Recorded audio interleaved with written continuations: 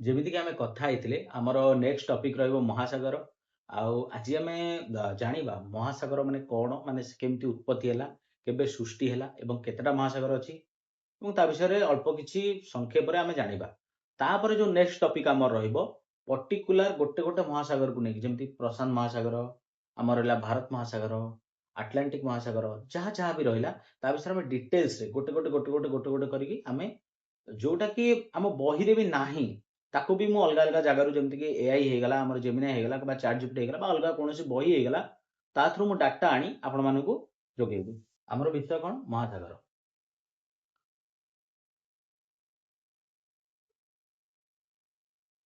ଭାଇ ମୋର ଅକ୍ଷର ଟିକେ ଭଲ ନୁହଁ, କେହି ଖୋଳିବନି କିନ୍ତୁ ଯୋଉ ବିଷୟଟା ବୁଝିବାକୁ ଅଛି ବା ଯୋଉ ଜିନିଷ ଜଣାଏ ସେଟା ଜଣେଇଦେବି। ଆଉ ଆମର ଦେଖନ୍ତୁ, ମହାସାଗର ଅଛି ବୋଲି ଆମ ପୃଥିବୀକୁ ନୀଳ ଗ୍ରହ କୁହାଯାଏ, କାହିଁକି ନା ସେଟା ଉପରୁ ଦେଖିଲେ ନୀଳ ଦେଖାଯାଏ ଏବଂ ଆମ ପୃଥିବୀରେ ପ୍ରାୟ 71 ଭାଗ ଜଳ, ଆଉ ସେଇଟା ବି କେବଳ ମହାସାଗର ପାଇଁ ହିଁ ହେଇଛି। ମୁଖ୍ୟତଃ ଆମର ମହାସାଗର ଗୁଡିକ ମାନେ ଦି ପ୍ରକାର ବୈଜ୍ଞାନିକ ବୈଜ୍ଞାନିକ ମାନ୍ୟତାରେ ଦି ପ୍ରକାର ପଦ୍ଧତିରେ ସୃଷ୍ଟି ହେଇଛି। ପାଖାପାଖି 450 କୋଟି ବର୍ଷ ତଳେ ଯେତେବେଳେ ପୃଥିବୀ ସୃଷ୍ଟି ହେଲା, ଏହା ଏକ ନିଆଁ ପିଣ୍ଡୁଳା ପରି ଗରମ ଥିଲା। ସେତେବେଳେ ପୃଥିବୀରେ ଅନେକ ଆଗ୍ନେୟଗିରି ଉଦ୍ଗୀକରଣ ହେଉଥିଲା। ଏହି ଆଗ୍ନେୟଗିରି ମଧ୍ୟରୁ ଅନେକ ଗ୍ୟାସ ଏବଂ ଜଳୀୟ ବାଷ୍ପ ବାହାରି ପୃଥିବୀର ଚାରିପଟେ ଏକ ବାୟୁମଣ୍ଡଳ ସୃଷ୍ଟି କରିଥିଲା। ଯେତେବେଳେ ପୃଥିବୀ ଧୀରେ ଧୀରେ ଥଣ୍ଡା ହେବାକୁ ଲାଗିଲା, ସେହି ଜଳୀୟ ବାଷ୍ପ ଘନୀଭୂତ ହୋଇ ବର୍ଷା ଆକାରରେ ପୃଥିବୀ ଉପରେ ପଡ଼ିଲା। କୁହାଯାଏ ଯେ ଏହି ବର୍ଷା ହଜାର ହଜାର ବର୍ଷ ଧରି ଚାଲିଥିଲା। 450 କୋଟି ବର୍ଷ ତଳେ ଏଟା ଆରମ୍ଭ ହେଲା, ତାପରେ ବି ସେଟା ହଜାର ହଜାର ବର୍ଷ ଧରିକି ଆମ ପୃଥିବୀରେ ଚାଲିଥିଲା, ଯାହା ଫଳରେ ପୃଥିବୀ ଗାତ ବା ନିମ୍ନ ଭାଗ ଗୁଡିକ ପାଣିରେ ଭରିଗଲା ଏବଂ ଏହାପରେ ମହାସାଗର ସୃଷ୍ଟି ହେଲା। ଇଏ ହେଲା ଗୋଟେ ବୈଜ୍ଞାନିକ ମାନଙ୍କର ମତ। ଏଇଟା ଆଉ ଗୋଟିଏ ମତ ହେଉଛି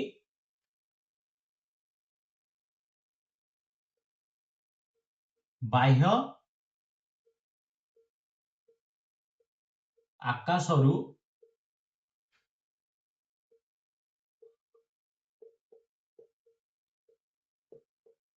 ଆସିଥିବା ଜଳ। ଆଉ ଗୋଟେ ହେଉଛି ବାହ୍ୟ ଆକାଶରୁ ଆସିଥିବା ଜଳ। ବାହ୍ୟ ଆକାଶରୁ ଜଳ କେମିତି ଆସିଲା? ନା ପୃଥିବୀର ଶୈଶବ କାଳରେ, ମାନେ ବହୁତ ପୁରୁଣା ସମୟରେ, ଯେତେବେଳେ ସୃଷ୍ଟି ହଉଥିଲା, ଅନ୍ତରୀକ୍ଷରୁ ଅନେକ ବରଫାବୃତ ଉଲ୍କା ଏବଂ ଧୂମକେତୁ ପୃଥିବୀ ସହିତ ଧକ୍କା ହେଉଥିଲା। ବୈଜ୍ଞାନିକ ମାନଙ୍କ ମତରେ ଏହି ବାହ୍ୟ ପିଣ୍ଡ ଗୁଡିକରେ ଖୁବ ଅଧିକ ପରିମାଣରେ ବରଫ ଆଇସ୍ ଥିଲା।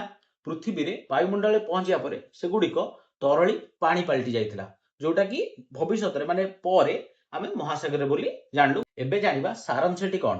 ସତ କହିବାକୁ ଗଲେ ଏହି ଦୁଇଟି ଯାକ ପ୍ରକ୍ରିୟା ସମ୍ମିଶ୍ରଣରେ ମହାସାଗର ତିଆରି ହେଉଛି। ପୃଥିବୀର ନିଜସ୍ୱ ଗ୍ୟାସ ପୃଥିବୀକୁ ପ୍ରଥମେ ଓଦା କରିଦେଇଥିଲା। ବାହ୍ୟ ଉଲ୍କାପିଣ୍ଡ ସେଥିରେ ଅଧିକ ପରିମାଣରେ ଜଳ ଯୋଗ କରିଥିଲା। ଏପରି ଭାବରେ କୋଟି କୋଟି ବର୍ଷ ଧରି ଜଳ ଜମା ହେବା ଫଳରେ ଆଜିର ବିଶାଳ ମହାସାଗର ଗଠିତ ହୋଇଛି। ଆଜି ଆମେ ସମୁଦ୍ରରେ ଯେଉଁ ପାଣି ଦେଖୁଛୁ ତାହା କୋଟି କୋଟି ବର୍ଷ ପୁରୁଣା। ଏହା ସେହି ସମୟରୁ ପୃଥିବୀରେ ହିଁ ଅଛି, କେବଳ ଚକ୍ର ଆକାରରେ ବା ୱାଟର ସାଇକେଲ ହିସାବରେ। ଯେମିତିକି ଆମର ଖରା ହୁଏ, ବାଷ୍ପ ଆକାରରେ ପାଣି ଟାଣିକି ନିଏ, ଯୋଉଟାକି ୱାଟର ସାଇକେଲ କୁହାଯାଏ, ସେଇ ହିସାବରେ ନିଜ ରୂପ ବଦଳାଉଛି ବା ସେତିକି। ଯେମିତିକି ଆମର 5ଟି ମହାସାଗର ଅଛନ୍ତି। ଗୋଟେ ହେଲା ପ୍ରଶାନ୍ତ ମହାସାଗର, ଆଉ ଗୋଟେ ହେଲା ଆଟଲାଣ୍ଟିକ ମହାସାଗର, ଆଉ ଗୋଟେ ଭାରତ ମହାସାଗର, ଦକ୍ଷିଣ ମହାସାଗର ଆଉ ଉତ୍ତର ମହାସାଗର। ଯେମିତି କହିଲି ଆମର 5ଟା ମହାସାଗର।